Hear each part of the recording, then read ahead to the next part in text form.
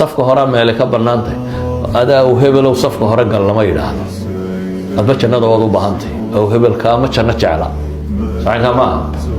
adaa janno u baahan idan qurbada ilaahay u dhawaashiisa cid la iskama horumariyo hebelow adigu xagga alle iga mar lama yidhaahdo xagga alle adigu u dheeree xagga adduunka la iska horumariya adduun markuu wuxuu yahay adduun ku saabsan yahay baa cidda kale la iska horumariya laakiin markuu ku saabsan yahay ilaahay u dhawaashihiisa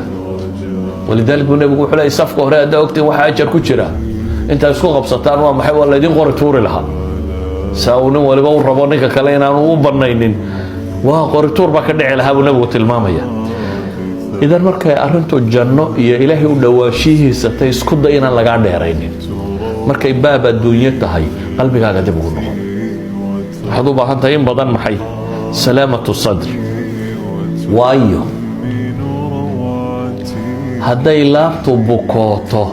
bala ka dambaysa